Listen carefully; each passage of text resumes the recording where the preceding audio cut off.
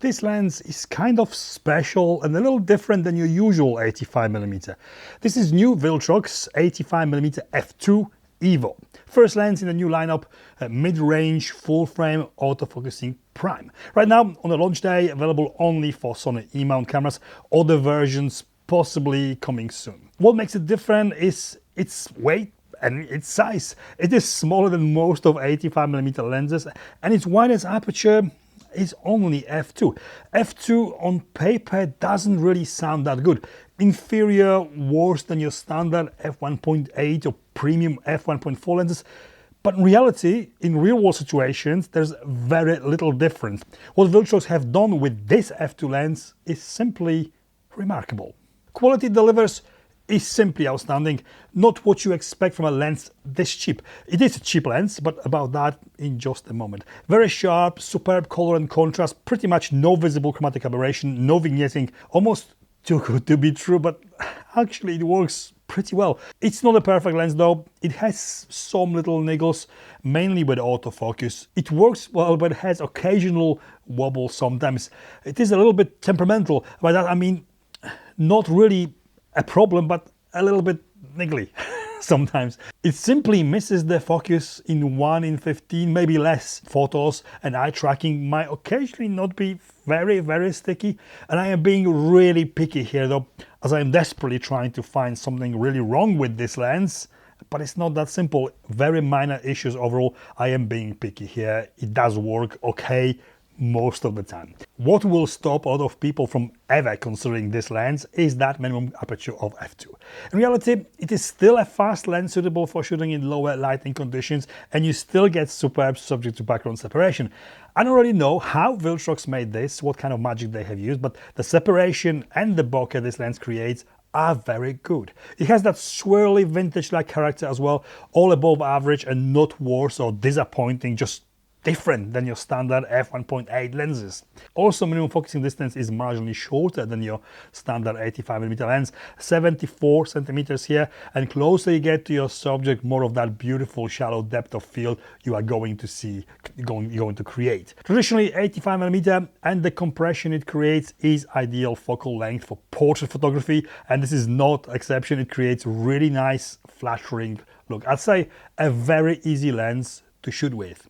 Autofocus when filming with it works okay, not award-winning by any means, but totally usable in majority of shooting scenarios. Some focus breathing visible, not tragically bad. Flaring is not image destroying either. Considering how much it costs, any niggles it might have are not really relevant here, not much anyway. Generally speaking, a solid performer and a fun lens to shoot with. Build.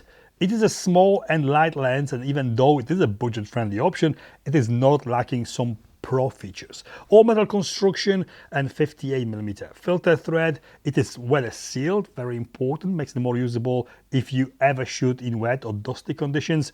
A standard AF MF switch and a focus hold button that can have a different function assigned to it by the camera. I usually have this set to choose which eye the camera focuses on. Manual aperture ring with a click and declick switch. It weighs only 340 grams, feather light for 85mm prime.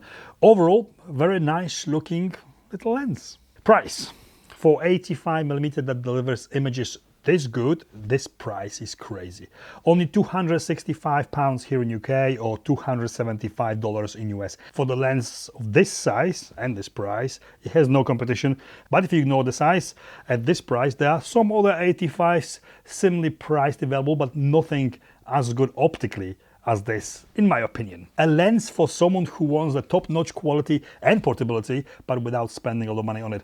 Great option as a first lens when you want to upgrade from a kit or a zoom lens to your first prime, or when you simply need that extra lens to expand your kit with. This ticks a lot of boxes for sure, and it doesn't cost much. Conclusion, Viltrox has got very cheap Air series and their Pro and Lab lenses.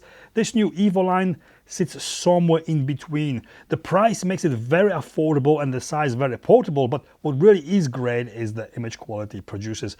Really sharp lens and that f2 maximum aperture is not limiting or making it inferior in any way. It creates really nice subject to background separation and nice looking bokeh. A lens perfect not only for portrait photography but also for travel, street, product and close-up photography. I own a couple of f1.4 85s and they are great, but sometimes I just want that focal length but without the weight. A lens that I can just throw in the camera bag just in case I might need it. It's not a perfect lens, but for me, any problems or challenges it might present is making it more desirable to use and results more rewarding. Very cool lens that I highly recommend.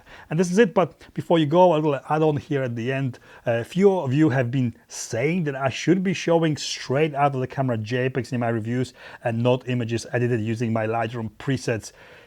Well, firstly, I never shoot JPEG. I absolutely despise what cameras do to images when shooting JPEGs. They're processed by the camera and I have no control, or not much control, to make them look the way I want. I shoot everything in RAW and I want to add my personal touch to all the images you see here. This is not to piss anyone off or upset the purists, but simply to make the images look good to me, make them look right to me, and hopefully inspire some of you to get out and shoot more too. I can't say that any straight off the camera JPEG could really do that, not in my opinion. I also spend a lot of time making these videos weekly.